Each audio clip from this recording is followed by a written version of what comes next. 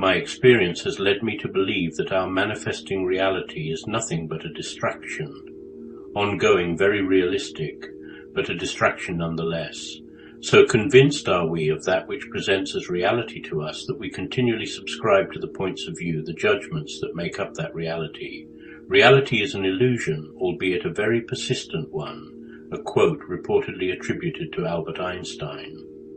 Yet why are there so many different interpretations of reality?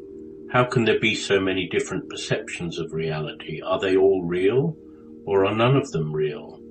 What if the very nature of the world we live in is a lie, an illusion, constantly recreated by the energy that individuals and groups of individuals put into the very fabric of creation?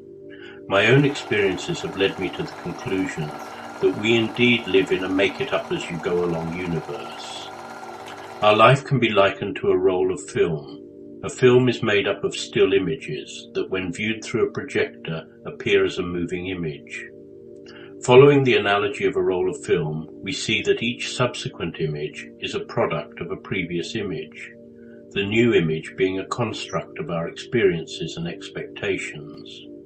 There are many people talking today about creating a different future, a different reality, manipulating the current manifestation, creating abundance, fixing the old. Yet, fundamentally, people remain the same, believing in the same story that has been handed down by their ancestors. Another conclusion is that of the holoverse, a universe that is created on a moment-by-moment basis. You may associate this with our living in a computer simulation, which is not too far from my current perception. Now, if both of these beliefs of mine are in any way valid, there should be no reason why we would not be able to create a very different future for ourselves. So why maintain a world of conflict when there is an easy way out of all of the drama that seemingly continues to unfold on planet Earth? According to Buddhist teachings, we live in a world that is based upon greed, fear, and ignorance. Greed, not having enough, fear of losing what we have or getting what we don't want, and ignorance, not stupidity, but a lack of awareness of our true nature. These three factors seem to control the minds of all humanity. Because few are taught anything other than the narrative that has been handed down through the ages, few ever really question the nature of the world they live in. Instead, it appears as though people are continually trying to push their own agenda onto others. I suspect a major reason for this type of behavior is based upon an addiction to the past. This addiction is so strong that it is never questioned. In some ways, the majority of people on the planet are lost in this addictive state of being, each believing in their own agenda, each believing in their individual and collective stories. I imagine it is not possible for most to be objective enough to look back and see where their story originated.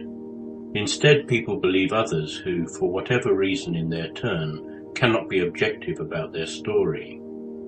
All the time we take sides in any story, we are saying, this story is real, I must do something about it. This simply energizes the story, giving it more power. The more power we give a story, especially one that creates conflict, the more we are forced to do something to counter that story. Yet if we take the advice from Erwin Schrödinger, that every man's world picture is and always remains a construct of his mind, and cannot be proved to have any other existence, then we can begin to understand what it is that is creating the world we live in. All the time we identify with any aspect of this manifesting reality, we remain a part of the problem that continues to create a world seemingly full of conflict. Not an easy task to step outside of the drama of life. At least not easy if you approach the issue head-on. A part of my journey many years ago was to not believe a word anyone told me. I would read or listen with as open a mind as possible, but ultimately dismiss their opinions as just that, opinions based upon their current understanding of the nature of the world. By not giving my energy to another's opinions, I gradually liberated the self from the collective dramas, the stories that created the world I live in. When a part of you stops energizing others' stories, reality begins to manifest in very different way. ways that were not possible to imagine from within the story, your reality will stop projecting judgments, stop blaming, and stop taking life so personally. In turn, this affects, or appears to affect, all those around you, indeed the very environment that you meet on a daily basis. It is almost as though you step into a parallel universe, and perhaps that happens in various degrees as we stop giving energy to old stories. A new story can manifest. Or perhaps not a new story, just a reawakening of a more fundamental reality, one that is no longer based upon stories.